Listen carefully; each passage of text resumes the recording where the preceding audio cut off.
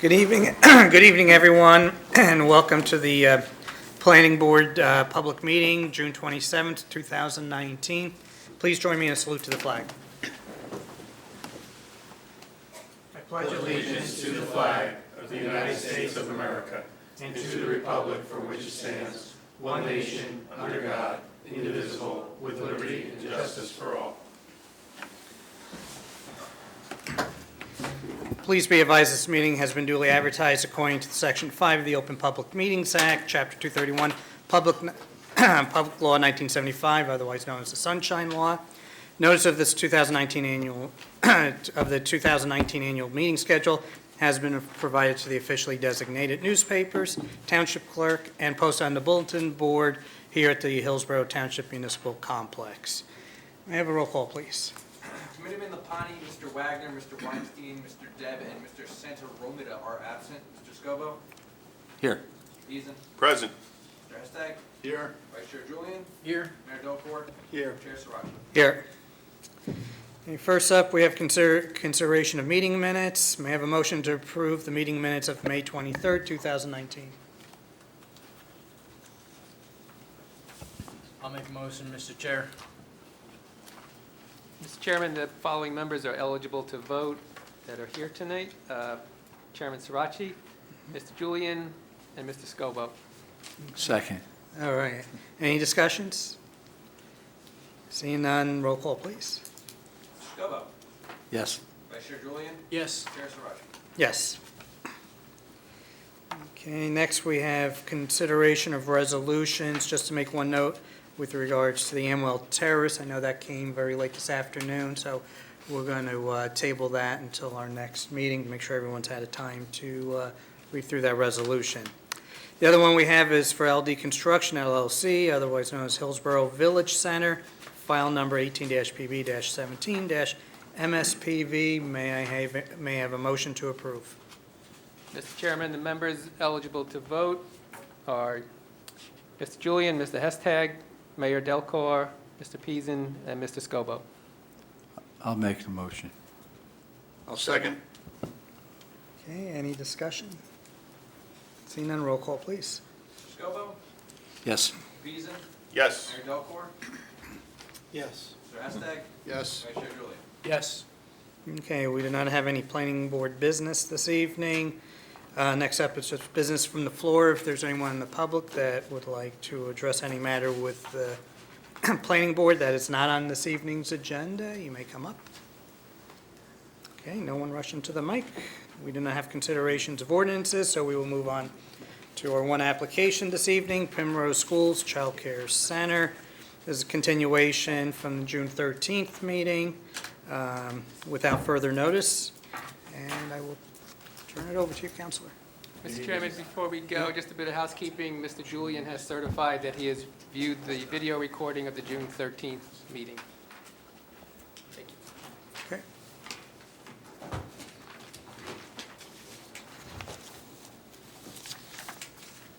Chairman, members of the board, good evening. My name is David. Microphone, Oh, sorry. I'll sit down. That's all right. My name is David Himmelman, and I represent the applicant Primrose School in connection with this matter. Mr. Chairman, I do want to apologize in advance. I was not able to attend the June 13th meeting. My mother passed away, and sorry. luckily I had able counsel that was able to fill in for me, so I do apologize. And, No apologies sorry needed. to hear that. I understand. in any event. So, Mr. Chairman, as you know, at the June 13th meeting, there was testimony from the applicant, Matt Taylor, who went over the issues regarding the operations and the overall aspects of the project as a representative of Primrose. We then had our engineer, Robert Schrecker, who went over the site plan and addressed a lot of the issues relative to your engineer report. I do know from review of the video, which by the way is excellent, and I think the public, you're doing a great service to the public by putting, a lot of towns don't do that. In any event, so I was fortunate to be able to do that. I understand, your planner, Mr. Maskey, did prepare a very thorough memorandum on this application. He did suggest, and he's correct, that the applicant should provide testimony from a professional planner relative to the negative and positive criteria on the variances. Since the June 13th meeting, we have retained a planner who's here this evening. Also, we have brought our traffic expert as well in the event the board or your professionals have any questions from her. And I know that there was an overview of the application. I just sort of reorient the board. My review of the video and also from Mr. Maskey's report and also my understanding of the application, there's approximately about 16 variances which are being requested as part of this application, many of which are related and driven by the fact that, as Mr. Strecker indicated, are a result of the site conditions that exist, which I know you already have the testimony on. So I thought what we should do, subject to the chairman's okay, is we would bring our planner on first, let her go through, it's Christine Cafone, let Christine go through the variances that are sought, provide expert testimony on the record to support those variances, and also, obviously, need be, our engineer, Mr. Strecker, is still here to support any gaps that may exist that the board or your professionals may have. And we would like to proceed in that fashion. So if that's okay, Mr. Chairman, we'd like to proceed that way. Yep, no, that's perfectly fine. Okay. Mr. Chairman, just one note. I'm sorry. Just want to make sure we leave time. We did Yeah. receive a letter this week from DEP regarding groundwater contamination Right. on the site. So we do want to have some time to address that. Sure, and I've spoken to our, Mr. Trecker, our engineer, he's going to address that, and we'll be able to discuss any concerns, well, and that relates to the Quick Check property. Right. Mr. Chairman, if there's no questions at this point, we can bring up Christine Cafone, who can be sworn in and qualified. Okay. Thank you. Christine?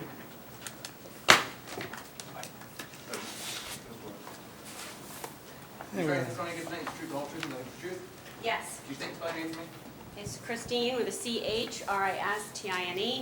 Nazzaro, Nazzaro, Cafone, we can share. Yeah. Cafone, Yeah, you can use the one right there. I can use Yeah, my own, that should be then I on. can hold it, right? Yeah, Is that better? Yep. Okay, yeah, it's loud. yep. Okay, CO, F as in Frank, O-N-E. Business address is 125 Half Mile Road, Suite 200, Red Bank, New Jersey, 07701. Testifying tonight as a licensed professional planner.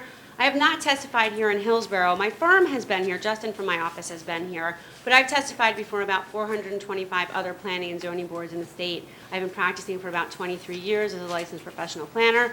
I'm an adjunct instructor at Monmouth University, where I teach special topics in real estate. I teach planning and zoning courses for the Rucker Center for Government Services. I'm an affordable housing special master in about 25 different districts, and I have a master's degree in city planning, and I'm licensed by the state and AICP. Okay. Add a couple more to that. I can, actually. Sure. How long do you want to do? Mr. Chairman, we would ask that, I guess, a motion be made to accept Ms. Capone's qualifications as an expert in the field of professional planning. Okay, as long as anyone from the board, no issues? It's fine.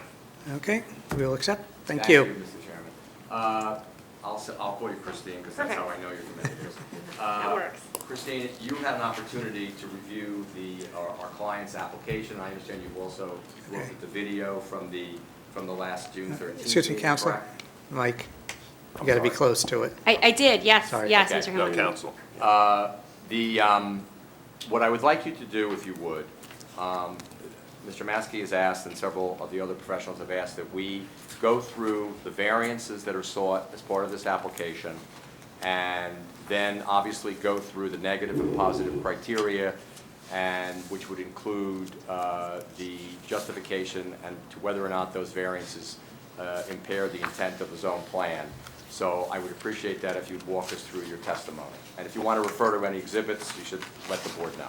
Sure, I will do Thank that. you. I will probably be referring to, I believe, A1 and I think A3, which were both marked at the last hearing. So, good evening, Chairman and members of the board. Thank you for accepting my qualifications. As Mr. Himmelman stated, I did review all of the application submission documents. I reviewed your professionals' review letters. I reviewed the zoning ordinance, and I did watch the meeting from the 13th. I have to say, it was the first time I've ever watched a hearing in preparation. Usually we just read the transcript, so it was really good. You get a different perspective. You're not here, so it's going to be amazing for me in working out my conflicts. I wish more towns would do that. It's very helpful in preparing for this evening's application. So the subject application is it's permitted use in the zone. It's in your highway services district where child care centers are an as-of-right use. It permits both child care and adult daycare. So no issue with the use on the site. We're specifically permitted use in the zone. We are here for a number of bulk variances. Mr. Maskey outlined them in his original review and then again in his June 20th review letter on this application. So when you read the review letter, there are 16 individual variances cited, but a lot of them are really redundant when you get into, so there's like 3 bulk variances associated with this. The maximum front yard setback of 75 feet is violated, where we're proposing to set our building back 207 feet. The maximum height of a retaining wall is 6 feet. Ours go up to 10 feet in some locations because we have the wall, and then we have that black vinyl decorative ornamental fence on top of it. So we need some relief for that. And then we have a minimum 60-foot buffer, and we have 51.9 feet to our property to the east, which I'm referring, I believe this was marked in A1, referring to A1 in evidence, is A3. So A3 in evidence is our rendered site plan, and that is where we have the deficiency of 51.9 feet on our eastern property line. And I'll talk a little bit about the justifications globally. The other variances that we need, Mr. Maskey identifies them. We need a variance for the maximum curb cut width. Again, the curb cut on Falcon, we have 1 ingress-egress drive.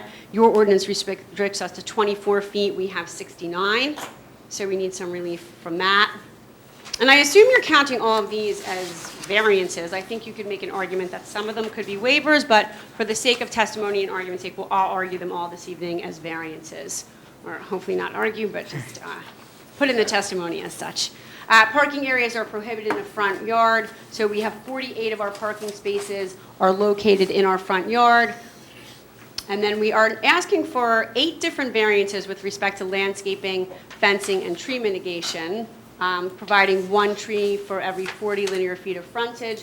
Along the Falcon frontage, we are proposing 5, I think it's 5 of them, 1, 2, 3, 4, 5 it looks like. That's all we can fit there, so again, I'll talk more about that. We need some relief for that. Off-street parking lots are to be separated by a 5-foot wide planting area. We're only providing 4 feet, so we need variance relief for that. 1 canopy tree shall be provided at a ratio of 1 tree for every 4 parking spaces in that area. In this case, we're required to have 12 in the parking area, and we're only proposing 4.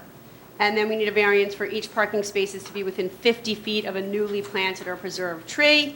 The next one is no more than 60% of the trees shall be removed from a non-residential lot. Mr. Strecker talked extensively about all of these variances, and I'll go into the specific testimony after I'm done identifying them. But this is I'm sure you've been out to the site, it's a vacant wooded lot. So a lot of these variances, in my opinion as a planner, are not a function of this application. They're a function of this is what happens when you develop vacant land. So we need that variance for 69%. The next one we need is fencing to be placed in the rear and side yards only, and a portion of ours, and the retaining wall is in the front yard. You can see that around our parking area on A3. We show that. And then we have walls only permitted in side and rear yards, again, in the front of the building. And this is why I said it sounds like a lot when you say 16 variances, but you can see the redundancies here. There are a lot of the same variances for the location of the walls and the trees. And then walls greater than 50 feet in length shall have a change of plane height material, so we're asking for some relief from that. And a maximum wall height of 3.5 feet in our front yards, where we're asking for and some relief in addition to that. So that's the relief package. So as you can see, really, it's 3 bulk variances and then a smattering of other variances related to the trees and the walls. So it's not like we're violating multiple different areas. So this site, as Mr. Strecker described it, is a pretty constrained site. In the front of the property, we have an irregularly shaped piece, and we have a triangular piece that is absolutely encumbered with multiple different easements, as he described last month. In addition to that, we have wetlands in our northeastern corner, and we have shallow rock, and we have a water table issue on this property. So when Mr. Strecker was describing the site last month, he used the words, "We are constrained both horizontally and vertically," meaning that our front is irregular and has encumbered by easements, our back is encumbered by wetlands, and then we have issues underneath the site that constrain us to developing. So while these things may sound challenging and terrible to engineers, to planners they are dreamy, because then that allows us to rely on criteria C1. The land use law sets up such that you can argue bulk variances under two criteria, either C1 criteria, which is something unique about your piece of property, whether it's shape, topology, something about the property, something that's on the property, lawful pre-existing structures. They are all the things that a hardship can go. Or it's C2 case, whereas you could comply, but this is really a better zoning alternative. So I think that this variance relief tonight can go under the statute in a combination of the C1 and C2, because again, when Mr. Strecker testified last night, some of the variances, like the percentage of trees, he said, we could comply with that, but we actually would have to take more trees down to then go ahead and comply. So that sounds quite silly to you, I'm sure. It sounds silly to me as well. Why would you want to disturb more property simply so you can comply with the ordinance? So the other thing is, and you heard the representative from Primrose testify, when you're doing these child care centers, it is desirable to get the children as far away from the roadway as possible. So in some instances, I think that you could really look at the variance package in conjunction with this application as both the C1 statutory criteria and the C2. But I do think that there, because of all the constraints that I just described on the property.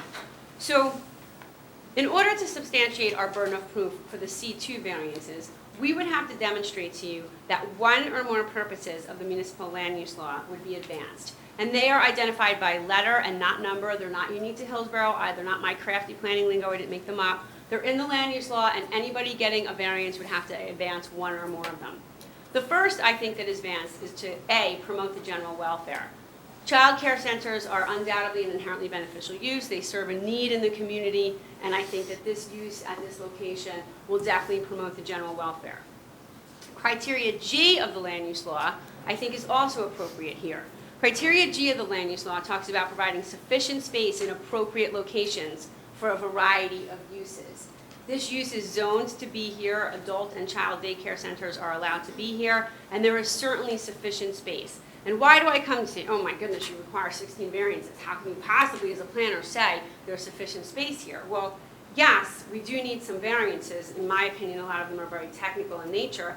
When you look at the fact that our lot coverage on this property is 33.3%, where 60 is permissible in the zone. Our floor area ratio is 0.09, where 0.30 is allowed in the zone. And we would be allowed to have a height of building of 2.5 stories or 35 feet, and we're 1 story at about 22.5 feet. So in my opinion, there's definitely sufficient space. And I'll talk a little bit more about that in the negative criteria when we talk about the impacts on the zone plan. But in my opinion, from a professional planner, criteria G is definitely advanced. And then the other criteria that I think is really appropriate here is M, efficient use of the land. Mr. Strecker went through great lengths to talk about at the last meeting why we have the walls and why we can't put more trees on the site, and why having the walls, he actually said, allows us to disturb it less. He called it a tighter development. He said with the walls, it's actually a tighter development. So from a planning point of view, I translate that to criteria M of the land use law, which talks about an efficient use of the lands and avoiding degradation and urban sprawl through a more efficient use of the land. So, and when you're coming in with a lot coverage that's just about half of what's permissible in the zoning district, I think you can certainly look to criteria M. So clearly, in my opinion, I think we more than meet our statutory burden of proof for the satisfaction of the positive criteria here. I think that there's a lot of site constraints that dictate the site being laid out the way it is. So once we're done testifying to the positive criteria, we have a burden of proof to demonstrate to this board that the negative criteria is satisfied. And the land use law does not ask you to hold us or any other applicant to a burden that there be no detriment. Just that the benefits of the grants of the variance relief is outweighed by the detriment. That is the test here. And it's really a two-pronged test. It's a two-pronged test. We have to demonstrate that we're not having an impact on the public good, which is essentially the surrounding lots and community, and that we're not having an impact on your zone plan. How are we not impacting negatively your zone plan by getting these departures and these variances. So when we look at the area that this is, did we mark the aerial as A1 actually, because you started with that last time? Okay, so when we look at A1 in evidence, which was marked last month, you see the subject property is outlined in yellow.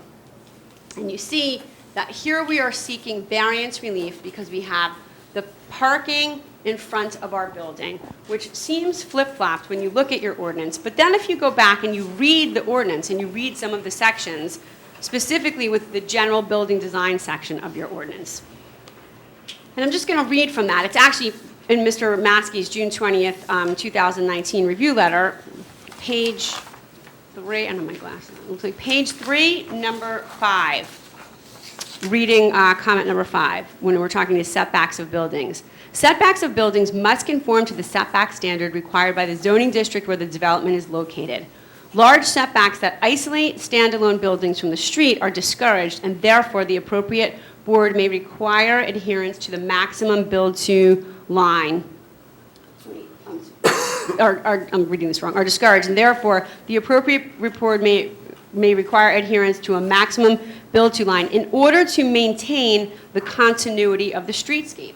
So basically, when I read that section of the ordinance, it's saying, we want our buildings pushed up to the street so that you're not breaking continuity of the street line in your hearing. Well, when you look at A1 in evidence, we have residential properties to our east, and we have the Kohl's Shopping Center with its parking behind a very well-landscaped berm with lots of different types of vegetation and a fairly nice berm there. It's definitely screened, but that parking is pretty close to Falcon Road. I mean, I could have thrown a ball, and I'm no athlete, from that road to from my car to hit those parking spaces. So they're sitting pretty close on the roadway. You can see that very clearly from A1 in evidence. And then when you go to the Quick Check property and you see some of the other shopping centers in the area, you can clearly see from A1 in evidence that we are having no substantial detriment because we are not breaking the continuity of any plans here. And we are the last commercially zoned property here before we get to the RA. So there's no opportunity to break a streetscape, and we're just not offending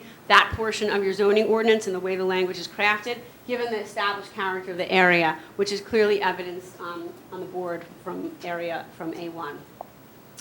The other reason I think that this is an ideal situation for this piece of property is because when you look at the section of your ordinance that talks about proportion, scale, and massing, that section reads, proposed commercial buildings should respect the scale of any adjacent residential buildings and, where desirable, provide an orderly transition to the different scale of development. For example, the actual height and bulk of a 2-story office building is usually greater than that of a 2-story residence. I would agree with that. That is taken right out of your ordinance. So in our situation here, in the HS zone, as of right, we could have a 2.5-story, 35-foot building here. The home on the lot next to us is a 1-story, very well-maintained ranch-style house. So we have a 1-story building here that's 22.5 feet. We are pushing it back 207 feet. So if we were more closer conformance with the ordinance and we pushed it closer up to Falcon, we'd actually be much closer side by side or adjacent to that existing residence. Where here, we're pushing it further back in the play areas, so we will have less of an impact on that neighbor to the east. And we're more consistent, this building is more consistent with your zone plan, which calls for a step down or a transition, and for the buildings and the architecture to be respectful of the residential neighbors. And at 22.5 feet and 1 story, we certainly are more respectful with our neighbors than an otherwise conforming use in the zone. And the zone allows for a variety of uses here. You're allowed to have restaurants are permissible, office buildings are permissible, so there are a number of things that would be built here that would probably result in much taller buildings and would have more of an impact on that section of your ordinance. So I think from a negative criteria point of view, we are introducing 888 new plantings onto this property as testified by Mr. Strecker. The other thing that Mr. Strecker talked about is jumping back to A3 in evidence is that our lighting plan does not have any lighting within 30 feet of this eastern property line. So we really do have quite a heavily landscaped buffer. And you can see the site has a lot of green space. I mean, we are only proposing 30.3% impervious coverage for the site. when the ordinance would otherwise allow 60% impervious coverage here. So I just see, in my opinion, I see a lack of negative impacts to the public good, and I see a lack of negative impacts to your zone plan. I think that while we do need some variance relief, I think that this is an excellent transitional plan from the residential neighbors to the east to some of your more intensive commercial shopping centers. And I think it's a site plan that certainly considers the environmental factors and the topography of our property and your zone. And I think really it is a quite well-balanced application, and I think the positive and negative criteria are satisfied, and I can testify confidently that in my opinion as a professional planner who has testified in over 400 towns on literally over 1,000 applications, that in my opinion I think we certainly meet our statutory burden of proof, and that there is no substantial detriment to the public good or the zone plan if in fact the board moves favorably on the variance package. Thank you, Christine, for that well-thought-out and reasoned outline for the justification for the variances. Mr. Chairman, I don't have any further direct questions of our expert planner, but your professionals might, or of course the board members. Not right now. Just, anyone? I thank you for that. It was very informative and very complete. I guess my only question would be, and I appreciate your feedback, and I think we all recognize it. As you said, it's kind of centered in a couple of big ones. Is there anything that could be done a little bit differently that could alleviate some of the waivers and still not change the overall dynamic of what the applicant is trying to accomplish? You can always do something differently. I mean, I think we'd be very challenged, Mayor, to tell you engineering-wise, Okay. there's nothing different we could do. We could, and I think Mr. Strecker answered that last month when he said, we could. I mean, we could definitely stretch this out. You can see how when we have an FAR of .09 where a 30 is allowed, .30 is allowed, where we have room in our lot coverage, but it's going to result in more disturbance of this property. I mean, this is a pretty heavily wooded property. So can it be done? Yes. So let me maybe ask you a little different way. Just maybe things along the lines of, so we don't have to disturb some of the property that you haven't disturbed.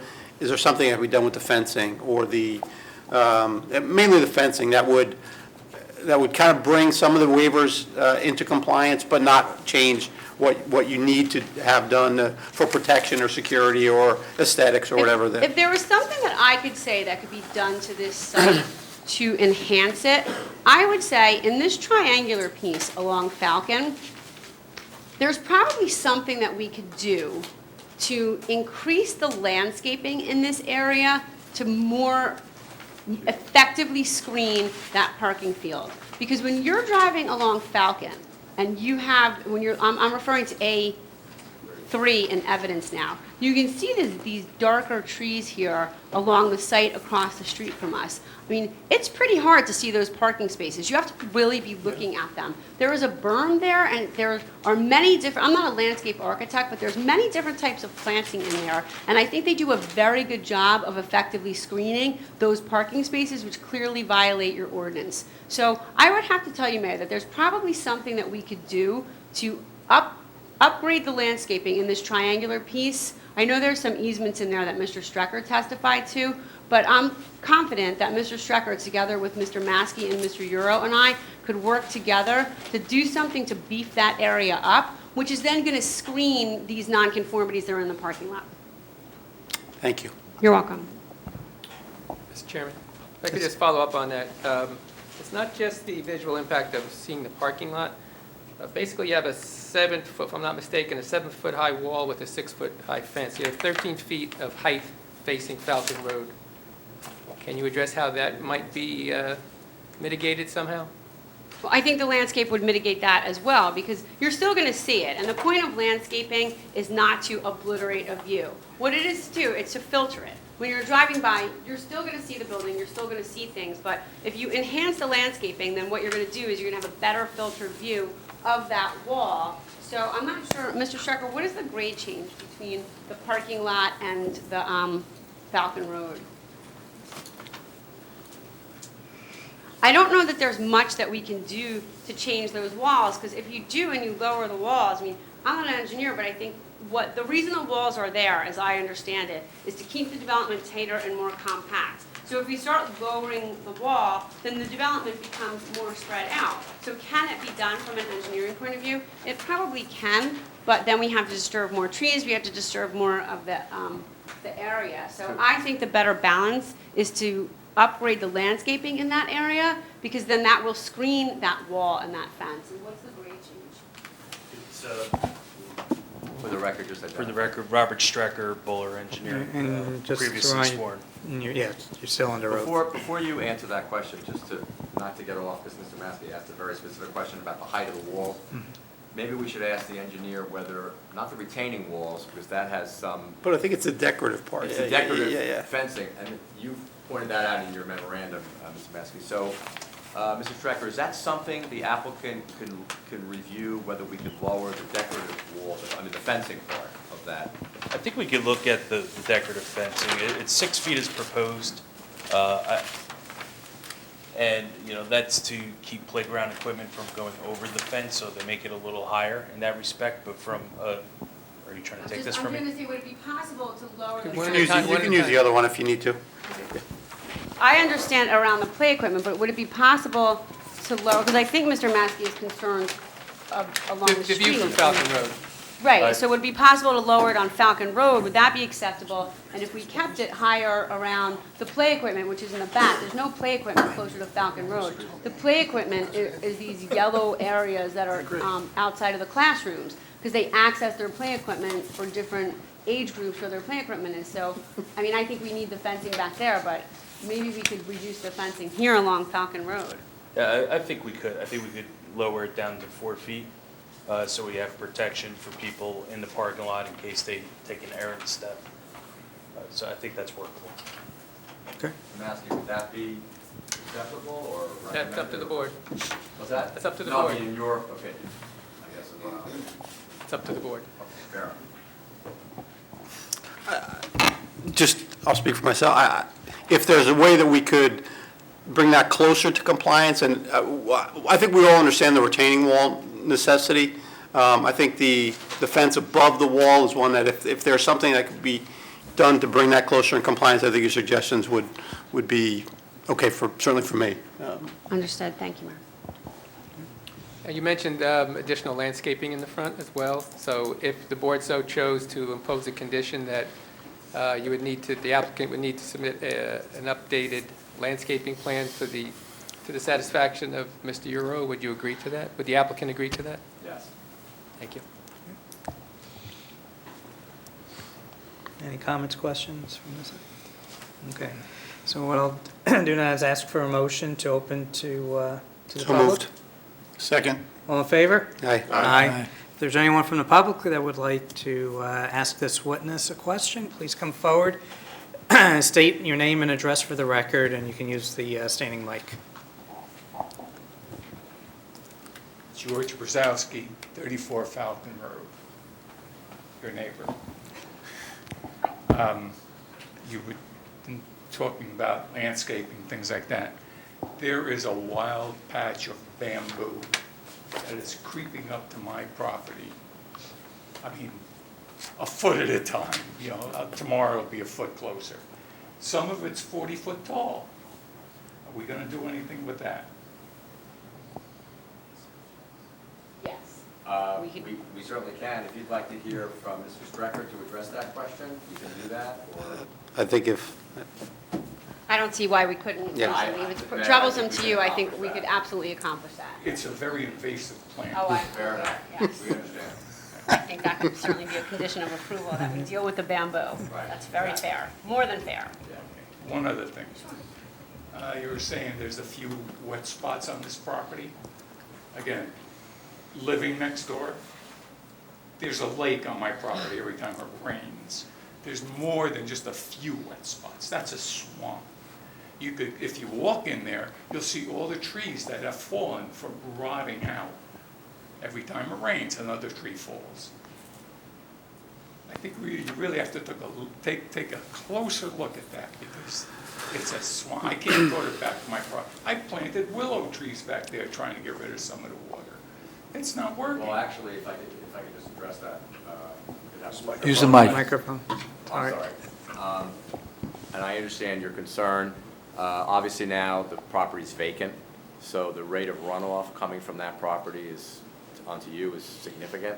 So one of the things we have to accomplish is we have to achieve stormwater management regulation requirements, and Mr. Euro will be reviewing that as part of our application, but we did supply a stormwater management design. And so the important element of that is the applicant has the burden to make sure that the water that's generated from our site as a result of development is captured, and there's a peak rate of runoff that sufficiently and slowly filters out, as opposed to just what naturally is occurring now. So I actually think, and I'll defer to my engineer, but I actually think it'll be an improvement to what's there now. Yeah, now, can we have the engineer state that rather than Counselor? Thank you. If I'm not allowed to give planning testimony, then I'm not allowed to give planning. Attorney should never be a PE unless they're licensed. He's right. You hold that closer. Essentially, the site, the way the stormwater management system is set up, and especially with the retaining walls that are being introduced on the property, a lot of the site runoff that used to travel towards the east is now being captured within those retaining walls and will be conveyed to the underground stormwater management system that's in the parking lot, subsequently discharged at a much less rate to the ditch across the front of the property, which ultimately drains towards 206. So there'll be less runoff going towards the property to the east than is there today. The ditch you're talking about, that the water's going to run off into, have you seen that? Yes, That's 3 feet underwater at all times. yes. The invert of that ditch is not You put any proper. more water in there, where's it going to go? The invert of that ditch is not proper with the design documents over time since it's been placed there. It's been silted. Part of the applications that we filed with the DEP was to desilt that and to reestablish proper drainage patterns. Also with the DEP was an LOI, letter of interpretation, to have the DEP go out to the site and confirm that the wetland delineation that we're showing on the plans is accurate. So that'll be checked and verified also by the state agency. Also, I said to you, and I just want to put on record, that I think this retaining wall you're making is going to drive water towards me. It'll catch it on that side, we could run off, but on this side of the wall, it's going to come towards me. I disagree. I think the retaining wall is going to capture runoff and prevent it from flowing towards your property. Where the building is located is higher, so that runoff will be captured and then conveyed to the stormwater system. So respectfully, I disagree. So do I. For the record. Okay. Yeah, my main thing was the bamboo. Understood. When did you guys submit that stormwater plan? The stormwater plan? Yeah. We filed with the DEP almost at the same time we filed with the municipality, maybe plus or minus a few weeks. Yeah, because we didn't see it at the Environmental Commission, so you were going to provide it to Mr. Euro to review, correct? We submitted to the town. We also sent a separate copy to the Environmental Commission as well. Yeah. That's what I'm saying. How long ago was that? But I believe Mr. Euro got it as part of the submittal package that went to the town initially. It sounded like at the Environmental Commission, maybe it wasn't routed to the commission, so we sent in a second copy of that after our meeting, which was April 29th. So it may have been a week following that meeting.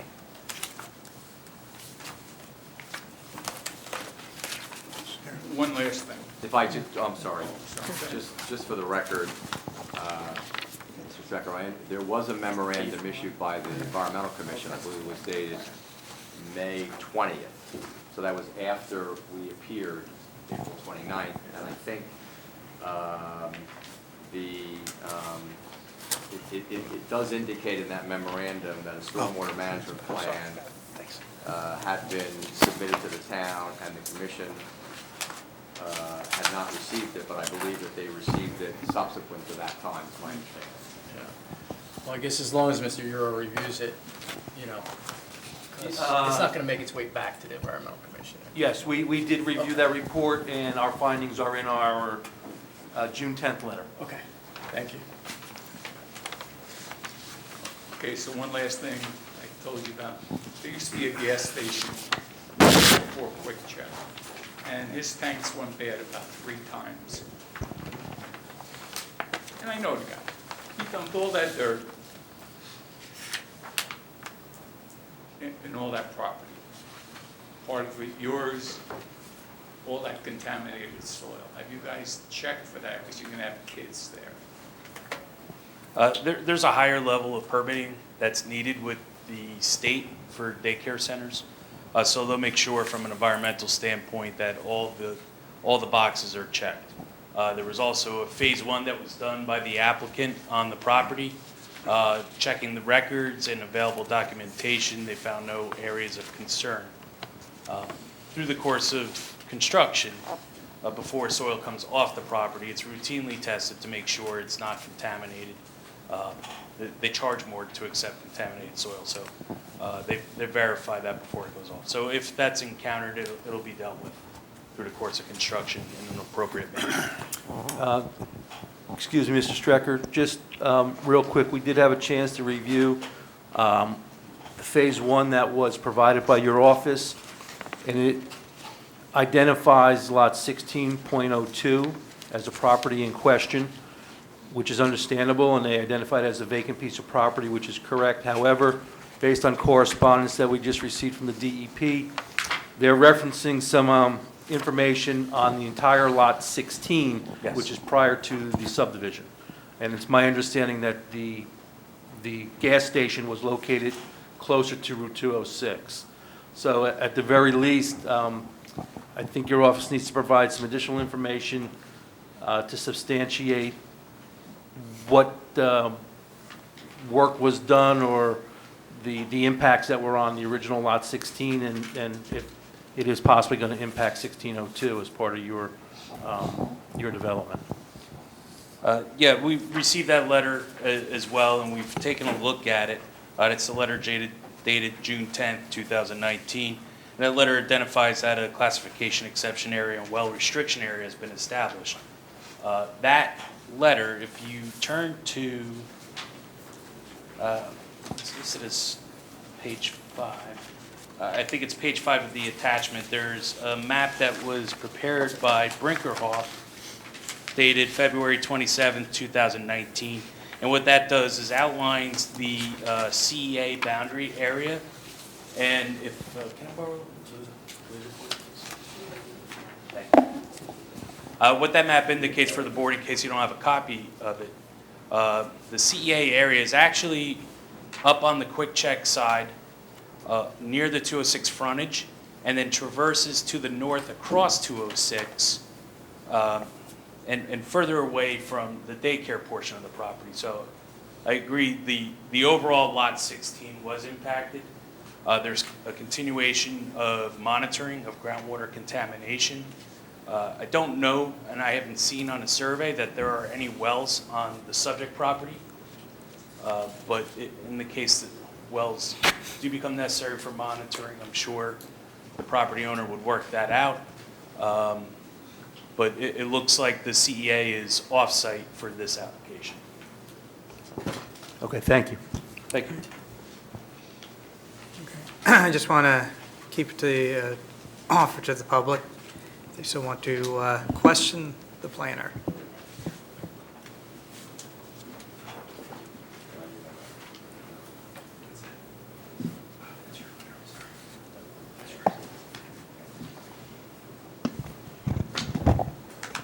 Susan Gulliford, Hunt Club Road. You had so much testimony on the variances. Was there a variance on the width of the driveway apron? Yes, we are exceeding the width of the driveway or apron. The ordinance requires it to be 24, and ours is at 69. Why is there such an extraordinary difference? Mr. Strecker, I'm going to let our engineer answer that. Our engineer or our traffic engineer is here to answer that. Robert Strecker again. The driveway, I think the last time I was here, I testified that the driveway itself is actually 24 feet wide. Where we get the wider section is right at the connection to Falcon Road, and that's because we have curb radiuses that have been established to ease movement on and off of the property. By the ordinance, you're supposed to have your driveway exactly 24 feet wide. The travel dimension of that driveway, is that 24 feet? It's merely the curb opening that exceeds it. Okay, why is that necessary? Do you have school buses coming in, delivery trucks? What? It's just from 24 to 69 is a big difference. It's actually quite common to have that. And yes, there are delivery trucks. We talked about the last time. They take deliveries in a FedEx truck size or a step van is how they take deliveries. We talked about trash pickup being done by a trash truck or an SU-30 type vehicle that we designed for. All those vehicles, really to enter and exit the site, if you narrowed the driveway frontage to exactly 24 feet, it would really slow down the movement off of Falcon Road. It would make it difficult to maneuver. So by opening up the radius, it ease that movement is actually a better design. Thank you. Thank you.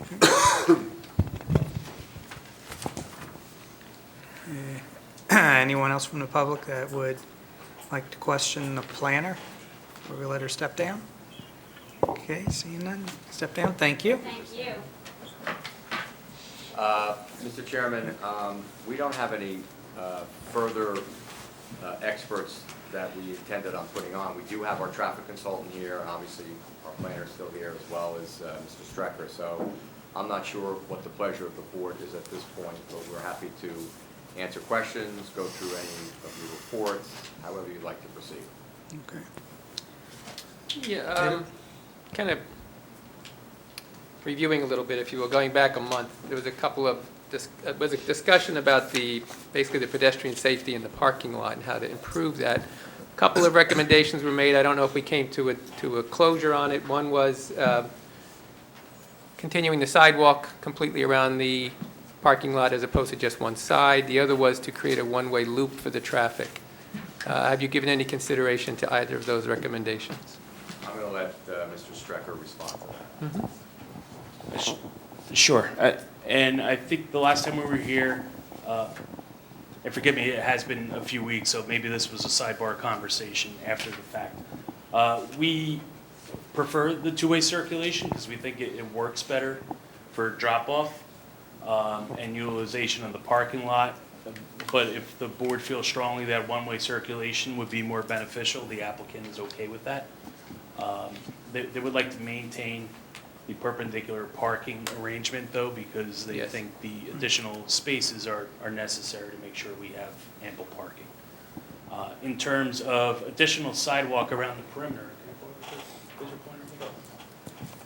I do recall we did speak to this a little bit last week, and that's really the adjacent to the stalls on the west side, and as well the south side that does not have parking, or does not have sidewalk, excuse me.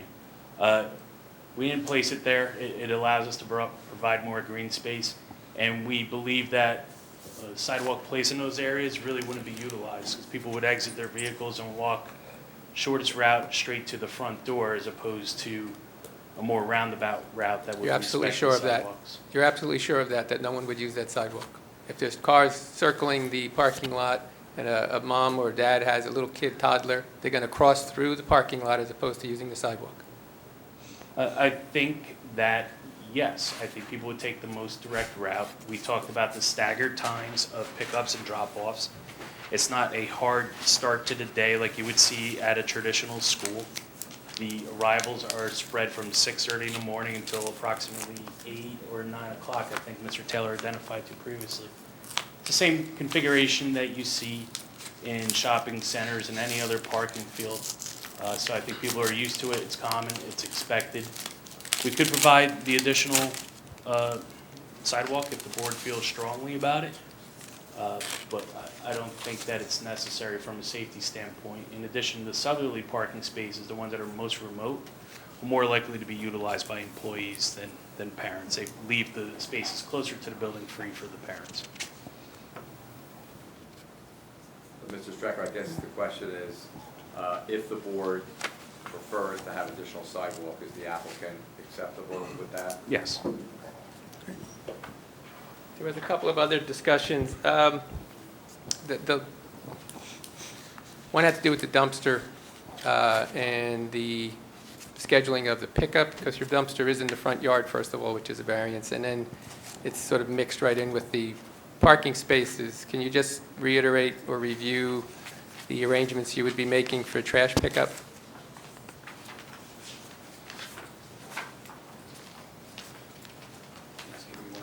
Mm-hmm.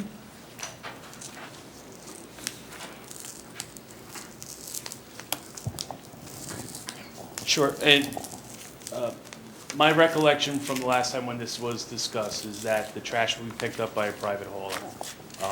The operator has the ability to schedule that pickup at a time that works. Off-peak hours in terms of the child care center, so not during drop-off times, not during the majority of the pickup times. They said they preferred to do it before the facility opens, so there would be no one on site, but certainly would avoid the peak hours. Okay. There was one other comment I had at least last month. It had to do with the left in and left out, and it might have just been a drafting error, but the way the striping is shown on Falcon, you couldn't make a left turn into the site. That was, yeah, that's correct. That is a drafting error. The striping should be pulled back further. It is a full movement driveway that's proposed. Okay, and I don't know if you can respond to this, or perhaps the traffic engineer. Just sort of describe a typical situation in terms of how cars queue up from the traffic light at OP and someone trying to make a left into it at the same time that you have X amount of cars backing up from the traffic light. That probably sounds like you would want to hear from the traffic engineer Sure. on that. Sure. We could have her go up. Yeah, that's all I have for now. Just before, I just want to just allow the public opportunity to ask this witness of any questions. No? Okay, no one's rushing, so we can move on. Thank you. Just a quick question, just going back to the issue of the one-way flow. Was there any recommendation given by the fire marshal on that?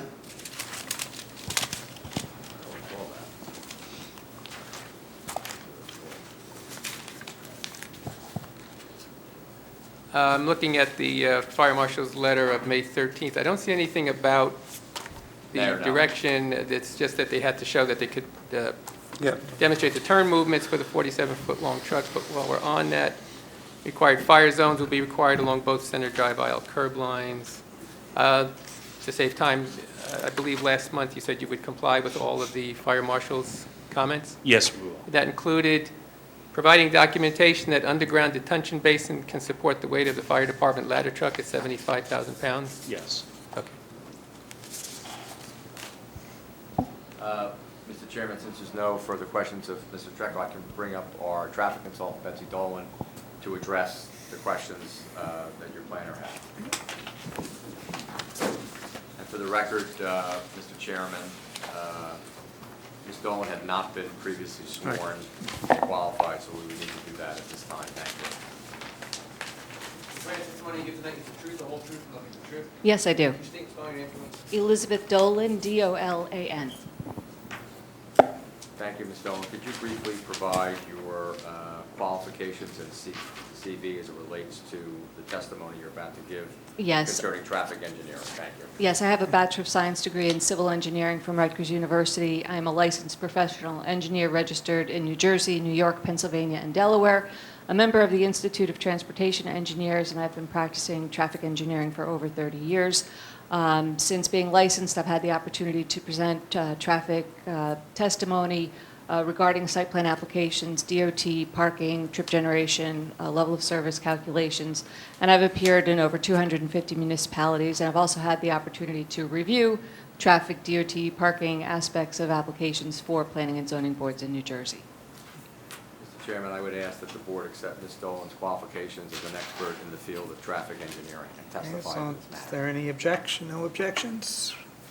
Thank you, Mr. We Chairman. accept. Just to sort of rephrase or reorient the question. Yes. Just sort of generally describe the typical situation, particularly at rush hour, given the Opie Road traffic light, and how that would impact people both left in and left out of the driveway, perhaps the cars queuing up from the light back to the driveway. Right. Let's start with I guess we'll call it the westbound approach on Falcon as you're approaching Opie Road at the signal. We've got, during the peak hours, which we identified as being 7:30 to 8:30 a.m. and 5:15 to 6:15 p.m., we had 20 vehicles making that left. So it's not a very high left turn demand, and the calculations and the observations don't indicate that that queuing is falling outside of the designated left turn lane. So if someone is turning left into or out of the driveway, number one, there's not a frequent blockage, although there are the through volumes that sometimes reach the driveway. So when the green light is given for Falcon and the people start moving away from the site and moving towards or through the intersection, that then provides the gaps to get into or out of the site. And there is a small refuge area, we can call it. It's the gore area behind the left turn slot on the approach to the intersection, and that could accommodate a vehicle waiting to turn left into the site. With regard to the volumes that are turning left into the site, I think we've got about 51 cycles of the signal every hour. So as that cycles through the hour, we're not even contributing one left turn into that driveway. We've got 43 lefts coming in the morning peak hour and 38 projected in the evening peak hour.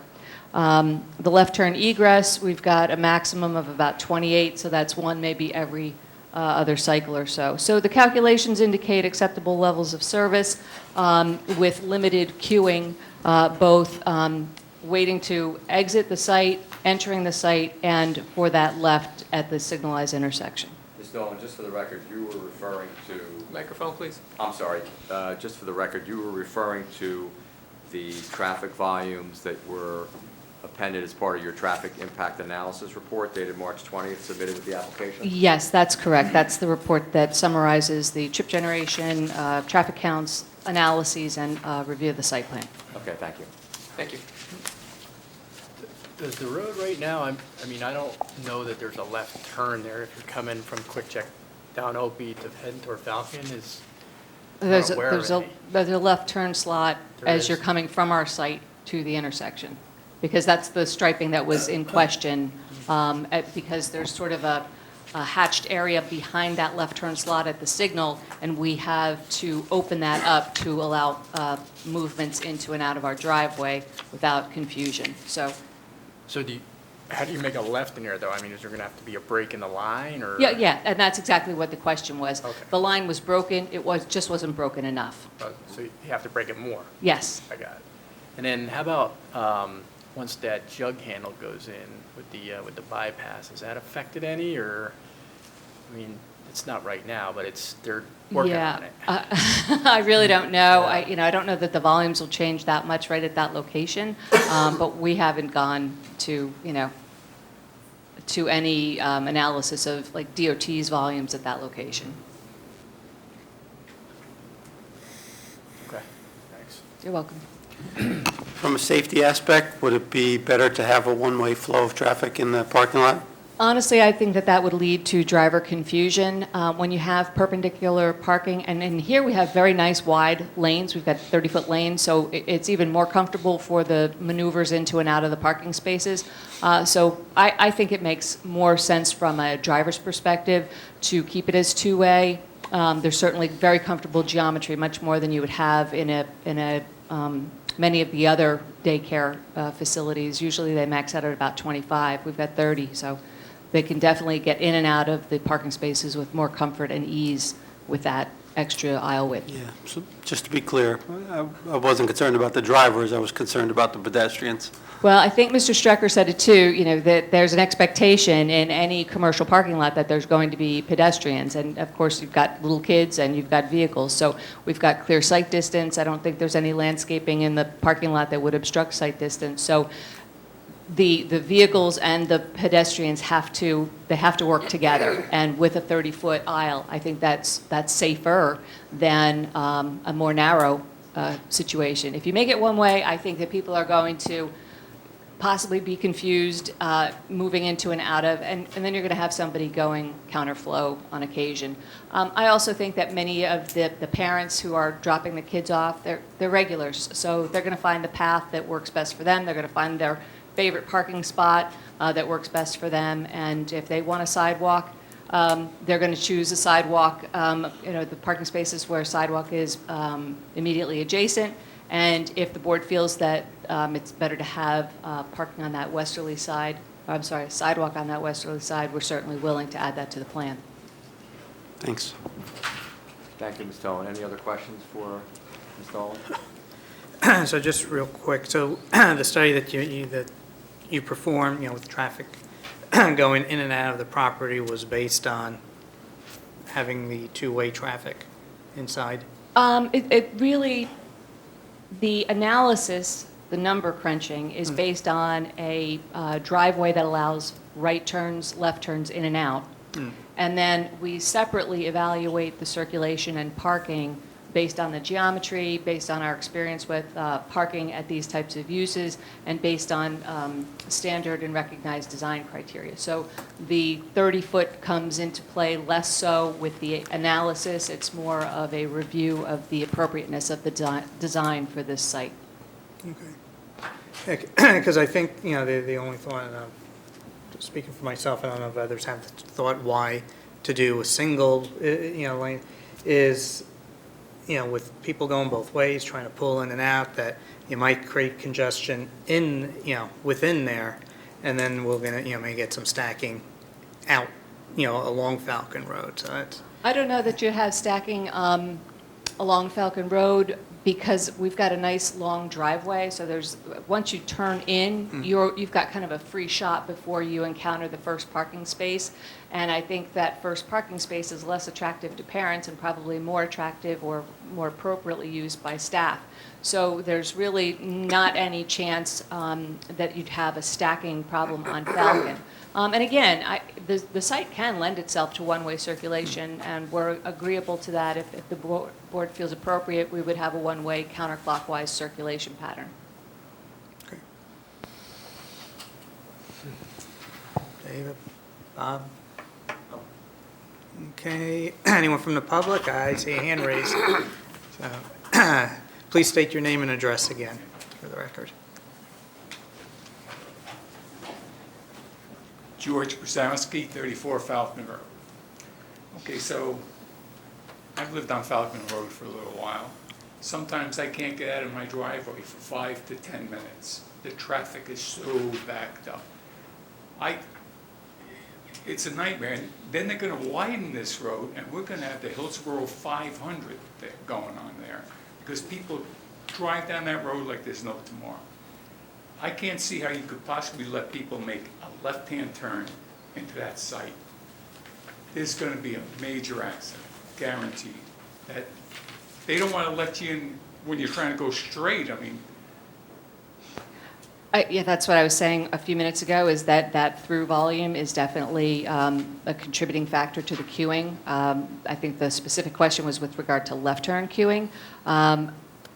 In that situation, and I know no one likes to hear it, but courtesy gaps are the means that are used to allow these movements, because if traffic is stopped and someone's waiting to turn, for example, left into this site, then they'll have a break. What we do sometimes is put a do not block the box striping and signage in front of a driveway. I don't know that the volume that's projected here warrants that, but that's certainly something that the board could consider. there's no courtesy on the road. Well, there are at times. They'll run you over before they let you in.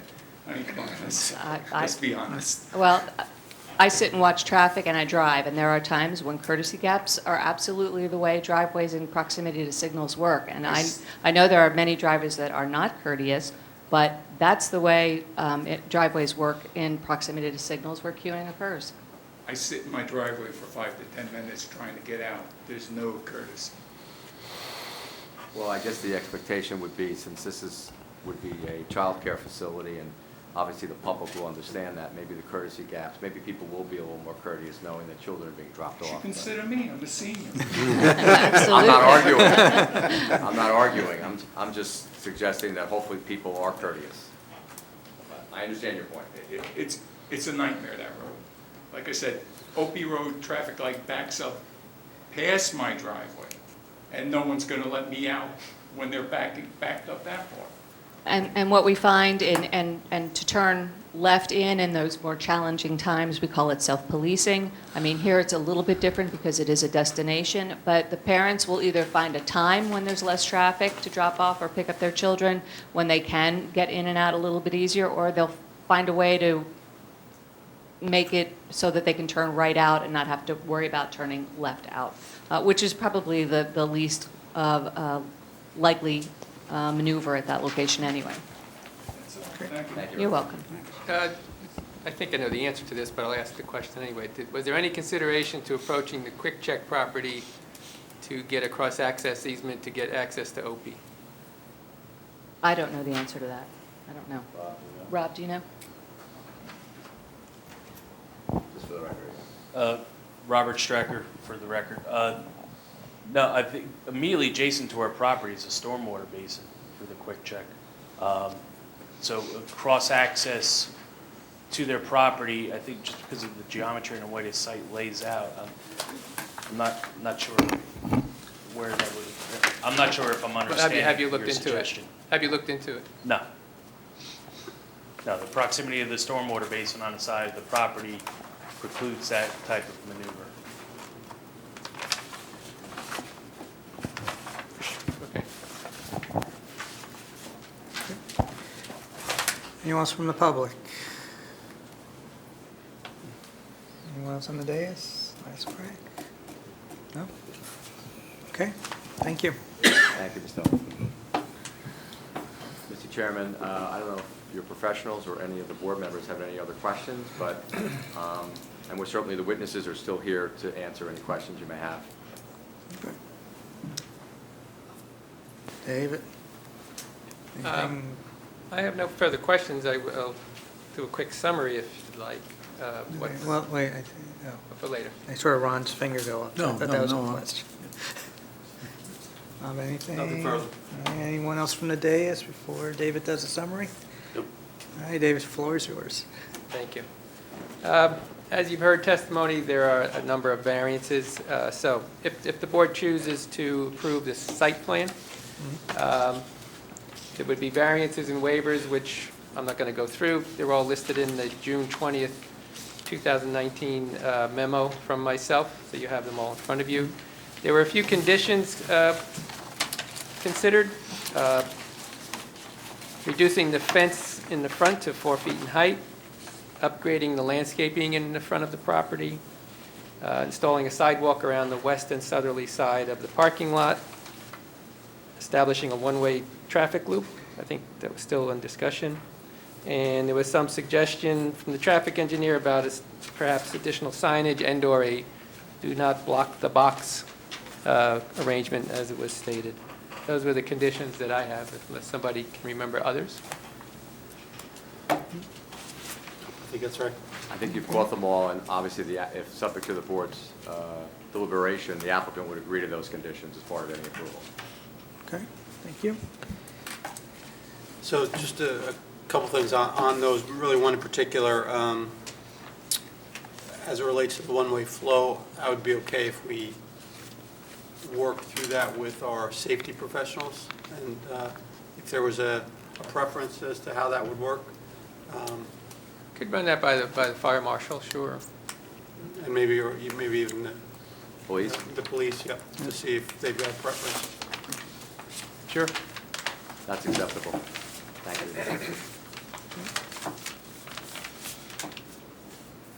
you. And then you guys will work through with Ms. Euro on the fencing issue? Yes,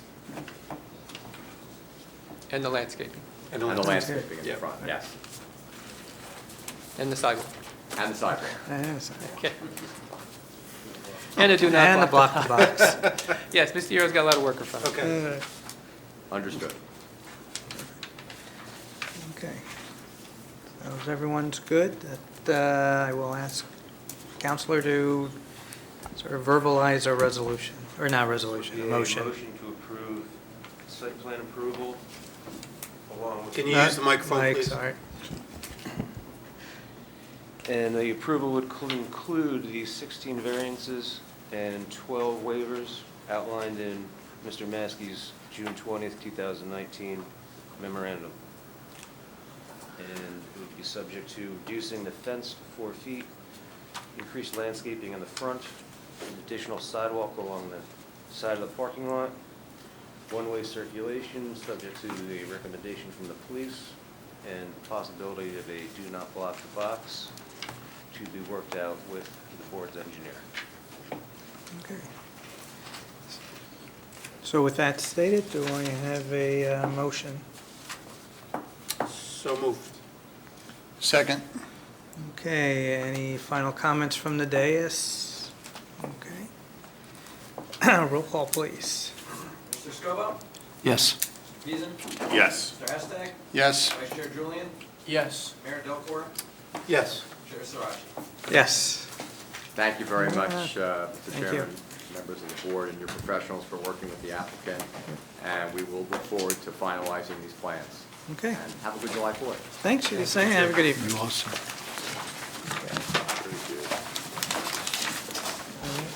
And David, would you like to talk about our next schedule? Yeah, our next meeting is July 11th. We have RPM Development, Phase 1 of the Sherman Tract Site Plan and Subdivision Application. We also have July 25th on hold as well, in case there's any spillover from the July 11th meeting. You've received an email from Deborah regarding a possible August meeting. It looks like Deborah has given me a sheet, and she has heard from most of the members. It would appear that August 1st, it looks like we got a yes from Mr. Wagner, Mr. Lapani, Mr. Peason, Mr. Julian, Mr. Weinstein, Mr. Hestag, and Mr. Santamarita. Mayor? Yes for me, too. I'm sorry, Yes for Mr. Scobo. Mr. Scobo too, okay. So that would give us a quorum. Chairman and mayor. That should work for me. Should work for me. Should, okay. I'll still check. You got to check, okay. I need to check with my planner. Okay, so we can reach out to the county has requested this meeting. We'll see if that date works with them, obviously, and we'll see to get more detail. But we'll be reaching out to you, obviously, to let you know if that meeting's been set on the book. But we will know, obviously, we have 2 meetings in July, or at least 1 meeting in July, and we'll firm it up at that point. Thank you. Okay. And also, just so everyone, we've got a resolution, animal terrorists, that kind of came out very late, so That'll be on July 11th. that'll be on the July 11th agenda, so. So unless anyone else has anything, I will entertain a motion for adjournment. So moved. Second. All in favor? Aye. Aye, thank you, we're dismissed, and everyone have a great 4th, and see you in a couple of weeks. Good night.